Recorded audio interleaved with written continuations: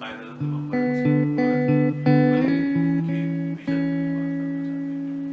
और आज के माशरे का एक हॉट इशू जो हम सोशल मीडिया में ऑब्जर्व कर रहे हैं वो है फेमिनिज्म। फेमिनिज्म की लुग़वी तारीफ अगर आप डिक्शनरी में देखें तो फेमिनिज्म की तारीफ ये है कि औरतों के हकूक पे बात करना। जर्मन का जो कॉन्स्टिट्यूशन फर्स्ट कॉन्स्टिट्यूशन उन्होंने लॉन्च करा था 1949 में, वो टाइमली फ्रेम था यहाँ पे पाकिस्तान में पेश की जाने वाली करार मकासिद। तो जर्मन कॉन्स्टिट्यूशन जो 1949 में दूसरी जंग अज़ीम के बाद लॉन्च हुआ था उसमें फेमिनिज्म के बारे में क्या बात की गई थी। अगर हम बात करते हैं यूरोपियन पस मंजर में तो इसके अलावा मोहतरमा फातिमा जीना जो कायदे के शाना खड़ी थी, एक फेमिनिज्म का एक बहुत बड़ा पॉजिटिव, मैं देखें आप ये समझने की कोशिश कीजिए फेमिनिज्म का ये मकसद ये नहीं है हम इस पे बात नहीं करना, इस मौजू पर बात करती है और ये मौजू फिर दोबारा से हमारे रोजमर्रा की जिंदगी में उभरा है।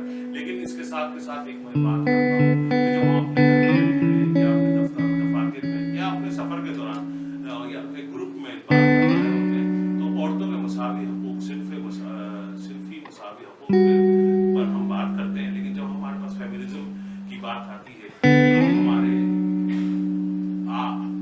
मर्दों के ही नहीं बल्कि औरतों के भी मुख्तलिफ ख्यालात हैं। और सिंफी मसावात जब फेमिनिज्म के हवाले से कुछ औरतें उसके हक में हैं, इसके साथ कुछ औरतें उसको इख्तिलाफ भी रखती हैं। इसी तरीके से कुछ मर्द जो है वो फेमिनिस्ट एडवोकेट के तौर पर पहचाने जाते हैं और कुछ मर्द जो है मुख्तलिफ परमानेंट माइंड सेट के साथ उसकी मुखालफत करते हैं।